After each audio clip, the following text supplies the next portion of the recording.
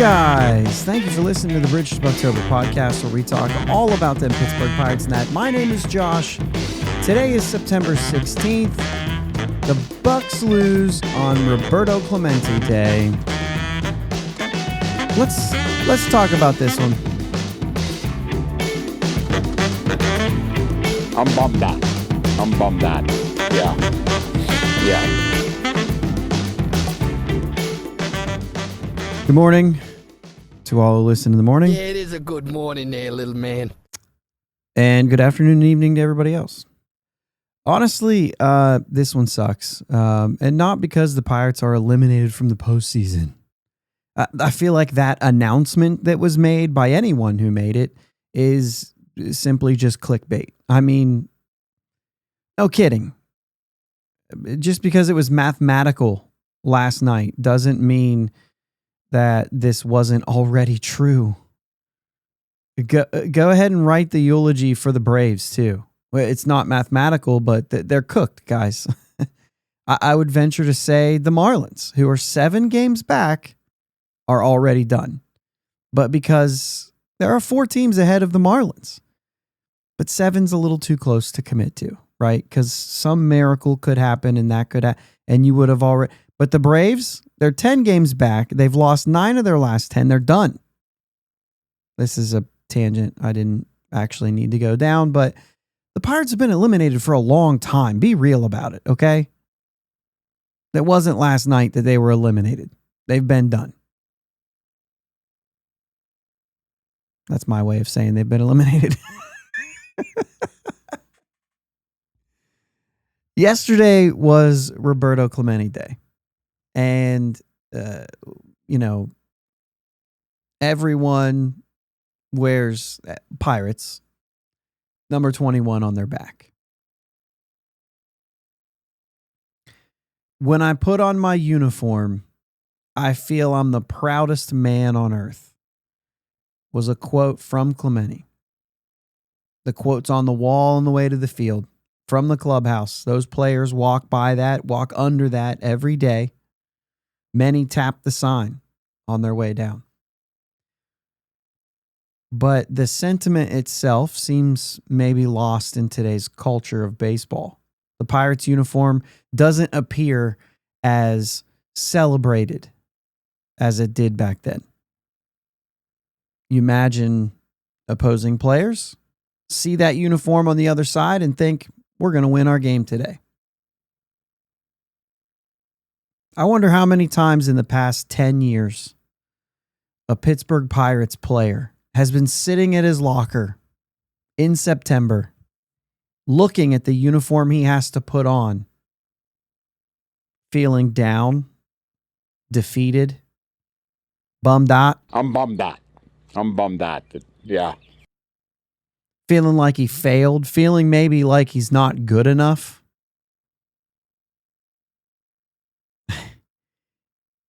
Certainly not the proudest man on earth. You think it's hard for those players to feel like the proudest man on earth? Yeah. And every September, it feels like we're reminded of that. Seeing stretches like this, like we've seen from them now in September, when you're just trying to play for yourself, when the team is done. I've talked about this before, how hard it is for baseball players who spent an entire summer with the same guys, fighting together, battling together. This is a team sport. I know it's kind of wrapped up in a series of individual efforts. But make no mistake that this is a team sport. I played enough ball to know how hard it is to play for yourself. Not many selfish ball players out there, despite what you might think. It doesn't happen very often. You win as a team. You lose as a team. And if you don't, that's a weakness. Before I say the next thing, because I'm thinking of this, I have it wrote down, and I don't want to just say this sentence because I know what it'll sound like. Let's not get it twisted here. I'm not saying players hate playing for the Pirates. I'm not saying that players hate putting on that uniform. And I think there are some people out there who might think that. But just like the selfish comment, We have a lot of young players on this team, and those players are likely going into that locker room feeling fortunate that they're playing in the show. And that Pirates uniform still does represent that. Not many players take it for granted that they're on that roster and they're in that lineup. Again, despite what we think, oh, but they probably aren't happy that they play for the Pirates. No, any major league team will work for young players. They know that they have to go through the motions to get to free agency even.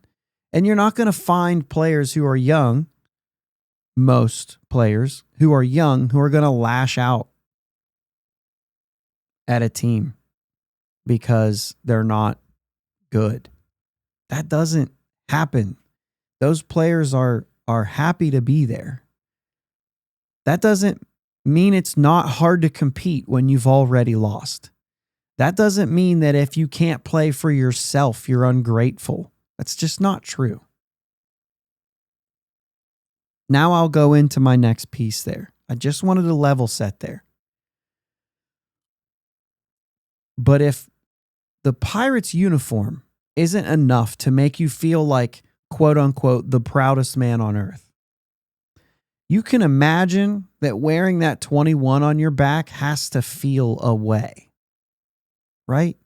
No matter if you're Latin or not, there's no way that a Major League Baseball player doesn't feel something when they throw that jersey around their back, knowing what it represents. As a Pirates player, it's all around you.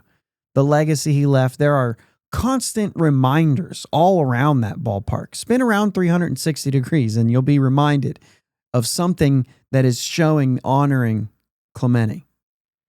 Whether it's the 21-foot wall or the 21s on the wall, or of course the diamond from Three Rivers Stadium that was a big controversy.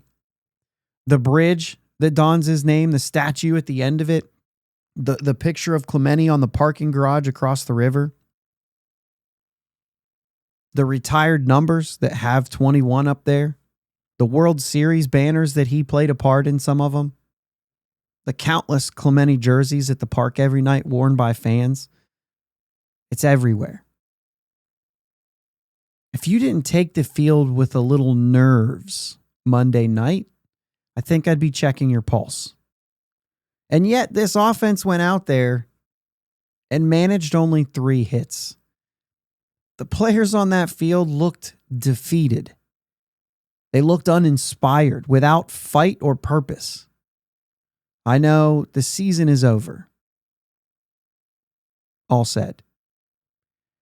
But with that 21 on your back, that's how you represented.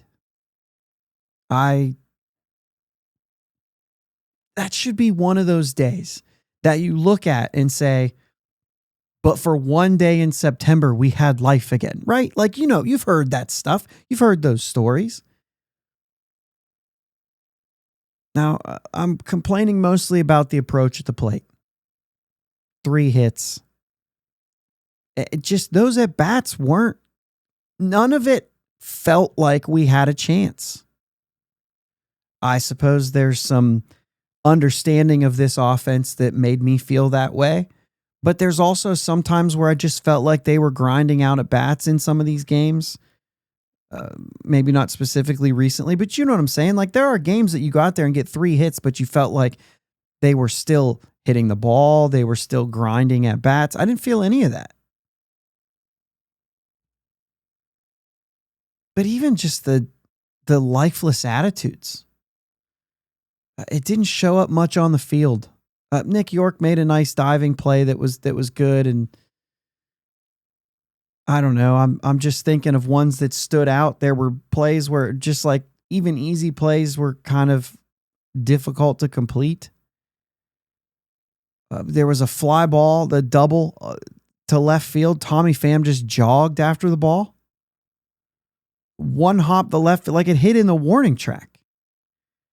And he's just jogging. Now, I imagine he thought it was gone. If I'm giving benefit of the doubt, he thought that was gone. There's no guarantee that a 38-year-old is even going to make that play in the first place, so there might be something to that. But the effort wasn't there either way. They looked dead. As a professional baseball player, playing a game at home against a postseason team in your division, I expect to see better than that. But even if I gave him a pass on that one, the whole you're eliminated, you're playing for yourself, that's uninspiring in general. You want to play for your team to win the game. And sometimes when it feels pointless to win the game, I know that it's hard. But seeing effort like that on Roberto Clemente Day, to me, was a little extra frustrating. Even in the ninth inning, you had a chance. You're down 4 with the bases loaded. You had a bad game the whole game. But there was that moment where the Cubs kind of let you back in. And the last batter of the game chases 2 pitches out of the zone back to back. I'll give you a pass on the second one. Once you've dug your hole with 2 strikes, I get it. But the swing itself, the effort that was put into that swing, it didn't look like you ever had a chance to hit that ball anyway. Either one of those pitches. It was terrible. The swing was ugly. The location of the swing was ugly. It looked like there was like, I'm swinging, but I already know I'm not hitting it. That's just what it felt like. Every year on Roberto Clemente Day, the league is watching Pittsburgh, right? All right, let's pivot a little bit. Let's not complain about the team. Let's just actually focus on Roberto Clemente. You would think, it's our understanding, those of us who are still watching, those of you who are still listening to this show every day, I love you for that. We're in this together. We have emotions on Roberto Clemente Day, right? I was excited to watch the game, to see everyone wearing 21. I couldn't help but look around the league and see the pictures of other players who don't normally wear 21, even though they're not retired, but they don't normally wear 21, but they have 21 on their back with no name. Honoring that. Anybody who has been nominated for Roberto Clemente Award can wear that number. Really, anyone can wear it. You just have to submit it in time. But anybody who's of Puerto Rican descent or ties to the Caribbean or anything, you're able to wear that. And that's so cool for me. Some guys have the ability to wear it all the time just to honor him. And, we'll get into that. We thought the Spanish broadcast clips were so cool, right? That's us. But I think we're getting to a place where we're not doing well at telling his story. Call it irrelevance because the Pirates are bad. Call it uninteresting because people don't do good anymore.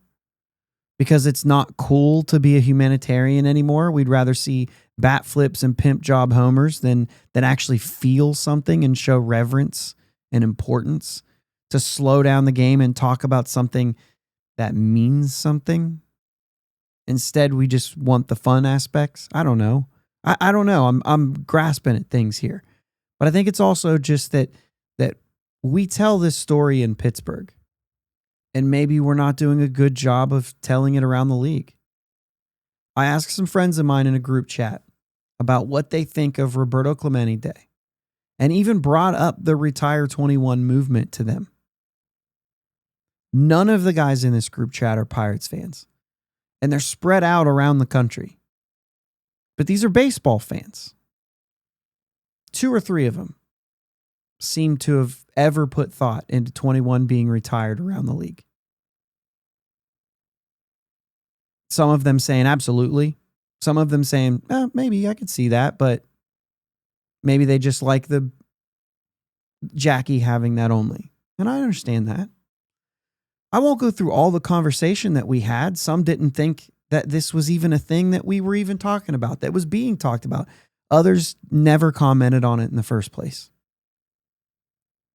I found it really interesting to hear how the story of Roberto Clemente is maybe not being told. Granted, these are, like I said, these are baseball fans.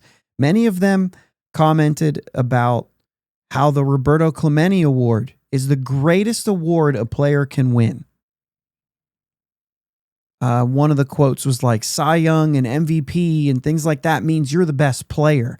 But winning the Clemente Award means you're the best human. And so a lot of things like that I was like, this is cool. I mean, we think these things too, right? I'm not saying that this is like that none of the Clemente story is being told. But I was kind of surprised that it stopped there. He was a great player and a great human being. But there was no conversation about the perseverance, the discrimination, the struggles, the fight that he had. Yes, there were other players of color in the league at that time.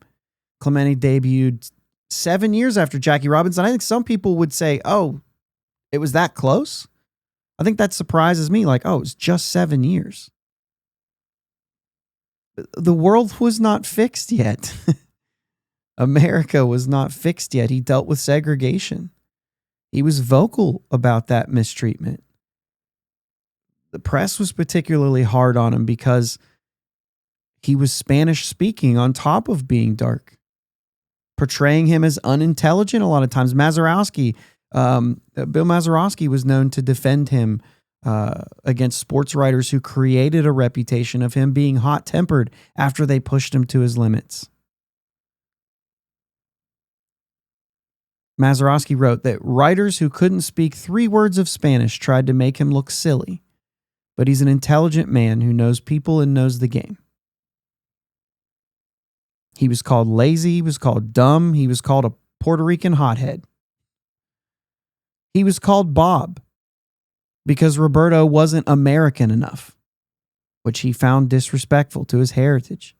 He viewed it as insulting, with an attempt to erase his cultural identity. He would correct people when they called him by the wrong name. My name is Roberto Clemente, he would say. I saw that on a couple different things I'm reading. Remember, I wasn't alive here. He fought for equitable treatment for other Black and Latino players, making sure that they had the same opportunities in that organization. His reputation made other Black and Latino players feel accepted and comfortable signing with the Pirates, which ultimately led to the first all-minority lineup in 1971 that we know about, that we hear about, that we're proud of. The greatness of the player Roberto Clemente would have put him in the Hall of Fame and still recognized as one of the greatest right fielders to ever play the game. The humanitarian efforts and the greatness of the man off the field made his legacy recognized and immortalized in 1973 when they renamed the Commissioner's Trophy the Roberto Clemente Award. And all that comes along with his legacy of his life's works off the field. And people know that. But I think the thing that's lost on many baseball fans today is just the significance of Roberto Clemente. He's considered to be the Jackie Robinson of Latino players, as many consider his impact on Latino baseball players to be as significant as Jackie's was for Black players. The part of the story of how he fostered an inclusive clubhouse that united players on his team, regardless of race or ethnicity. Yeah, I think I said that right. Making the Pirates a destination for minority players, a welcomed place. Many missed the timelines, not recognizing the discrimination and segregation that he still faced and had to overcome, making all of this a part of his story. There's a reason why Pittsburgh and Pittsburgh baseball fans see this differently, I think. I don't have the History Channel. I've got YouTube TV and Fubo right now because they cross. Once the playoffs are going to start and everything, I need TBS. Fubo doesn't have that, but Fubo still has the Pirates. So I'm in that like mode where I've got 2 different things. Neither one of them have the History Channel. All these streaming platforms we can have and everything, I don't have it. I hope there's a way I'll be able to watch the Clemente documentary coming out this month. If you do have the History Channel, or there's a lot of viewings. I think it's clementefilm.com or something like that. Look it up because it's being shown in theaters. None around me. I'd have to get into Pittsburgh, which I considered doing, but it's not in the cards for me. but don't skip this one. Promote it. Whether or not Major League Baseball ever retires the number 21, we should never stop telling this story.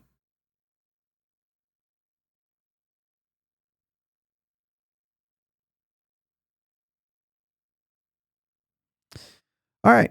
It is Skeens Day, guys. I can only hope that this team plays with a little more energy and a little more intensity tonight. Thanks for being here every day.